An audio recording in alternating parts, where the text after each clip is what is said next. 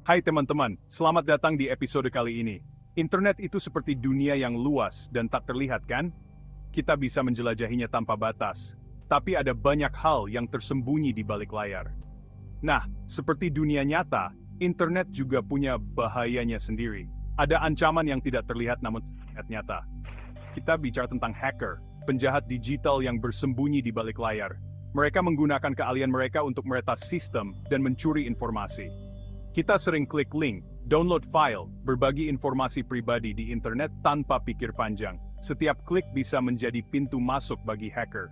Tapi kita harus hati-hati karena hacker sekarang semakin pintar. Mereka terus mengembangkan teknik baru untuk mengecoh kita. Mereka seperti kopet digital, selalu mencari celah untuk mencuri data, uang, bahkan identitas kita. Mereka bisa merusak hidup kita hanya dengan beberapa klik. Ini bukan untuk menakut-nakuti ya, ini untuk menyadarkan kita. Pengetahuan adalah kekuatan, betul. Dengan memahami ancaman, kita bisa lebih waspada. Jadi mari kita telusuri dunia hacker, pahami trik mereka, dan pelajari cara melindungi diri. Kita akan membahas berbagai teknik yang mereka gunakan. Simak terus, karena informasi ini bisa menyelamatkanmu dari banyak masalah.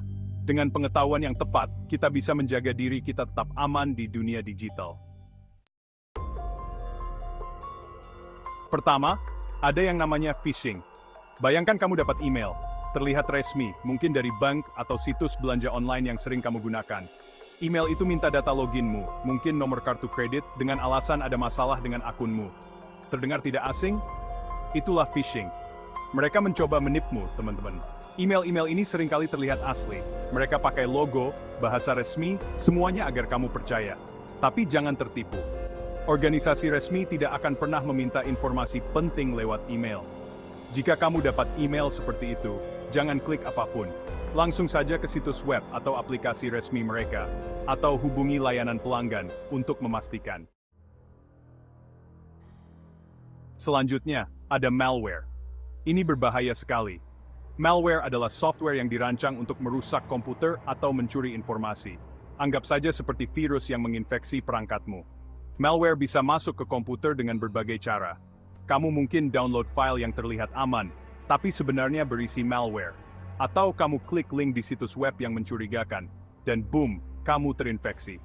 Begitu malware masuk ke sistem, ia bisa melakukan berbagai kerusakan. Bisa mencuri password, memata-matai aktivitas, bahkan mengunci file filemu demi tebusan untuk membukanya. Nakut? Lalu ada social engineering, sebuah seni manipulasi yang sangat halus. Yang ini rumit karena bermain dengan psikologi manusia, memanfaatkan kelemahan dan emosi kita. Hacker yang menggunakan social engineering adalah manipulator ulung, ahli dalam membaca dan memanipulasi perilaku manusia. Mereka tahu cara memanfaatkan kepercayaan, sifat suka membantu, dan rasa ingin tahu kita untuk mendapatkan apa yang mereka inginkan. Mereka bisa sangat meyakinkan dan seringkali tampak sangat tulus. Mereka mungkin meneleponmu, berpura-pura dari bagian dukungan teknis, dan meminta akses ke komputer untuk memperbaiki masalah. Mereka bisa membuat cerita yang sangat masuk akal untuk membuatmu percaya. Atau mereka membuat profil media sosial palsu untuk berteman denganmu dan mendapatkan kepercayaanmu sebelum akhirnya menipumu agar memberikan informasi pribadi. Mereka bisa berpura-pura menjadi seseorang yang kamu kenal, atau seseorang yang memiliki minat yang sama. Pertahanan terbaik melawan social engineering adalah skeptisisme. Selalu pertanyakan niat orang yang tidak kamu kenal. Jangan percaya siapapun yang menghubungimu tiba-tiba dan meminta informasi pribadi. Ingat, informasi pribadi adalah kunci untuk melindungi identitasmu. Waspadalah terhadap orang asing yang terlalu ramah di internet. Mereka mungkin memiliki niat tersembunyi. Dan selalu verifikasi permintaan informasi melalui saluran resmi. Jangan ragu untuk menghubungi perusahaan atau individu tersebut secara langsung untuk memastikan keabsahan permintaan mereka. Bagian 5. Serangan denial of service, melumpuhkan sistem. Sekarang kita bahas tentang serangan denial of service, atau disingkat DOS. Bayangkan sebuah situs web dibombardir dengan begitu banyak lalu lintas sehingga crash. Itulah serangan DDoS. Hacker melakukan ini dengan membanjiri server dengan permintaan, membuatnya kewalahan dan akhirnya mati. Seperti memblokir pintu masuk toko dengan kerumunan besar, sehingga pelanggan yang sah tidak bisa masuk.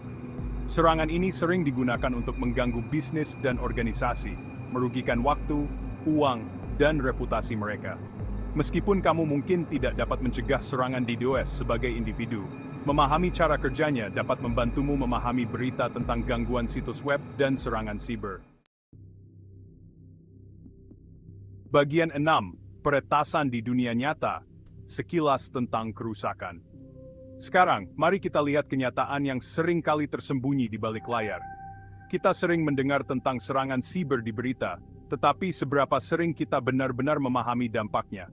Perusahaan besar, bahkan pemerintah diretas, dan ini bukanlah hal yang bisa dianggap enteng.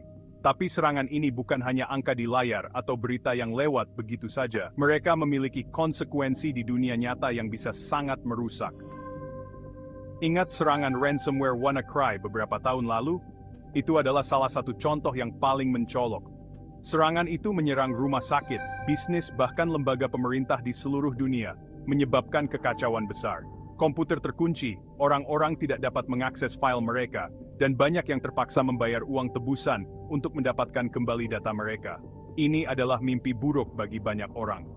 Serangan ini menyoroti betapa rentannya kita di era digital ini, di mana hampir semua aspek kehidupan kita terhubung dengan teknologi. Mereka berfungsi sebagai panggilan untuk kita semua, agar menganggap serius keamanan siber, dan mengambil langkah-langkah yang diperlukan untuk melindungi diri kita sendiri. Bagian 7, faktor manusia, mata rantai terlemah kita.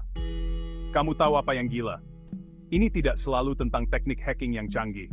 Seringkali kita, manusia, yang menjadi mata rantai terlemah. Kita tertipu oleh penipuan phishing, kita menggunakan kata sandi yang lemah, kita terhubung ke Wi-Fi publik tanpa berpikir dua kali. Para hacker tahu ini. Mereka mengeksploitasi kecerobohan kita. Itulah mengapa kesadaran adalah kuncinya.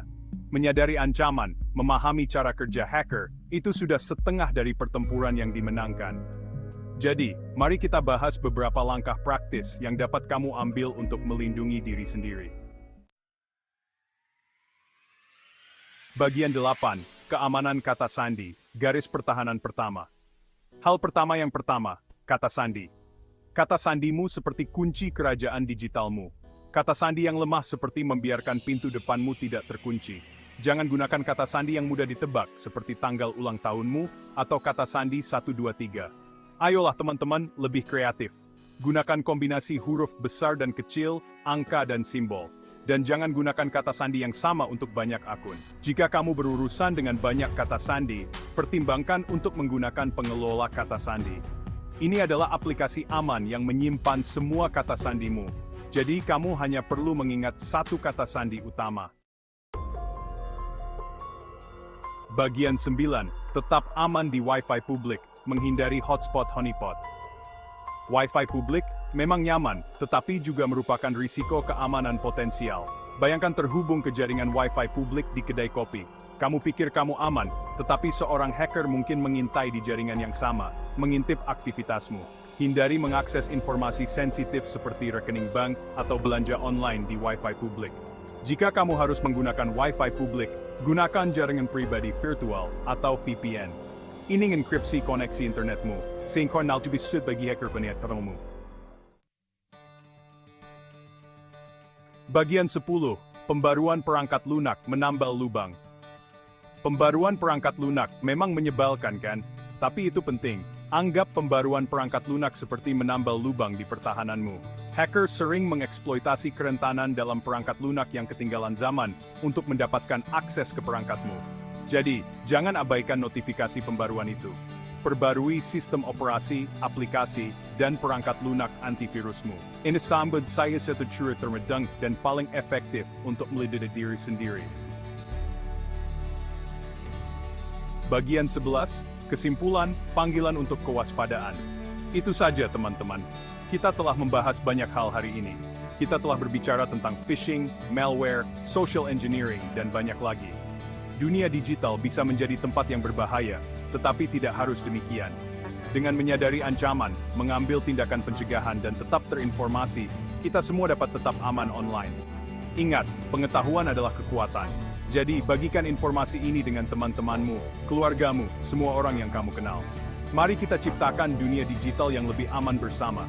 Tetap aman, tetap waspada, dan jaga firewallmu tetap tinggi.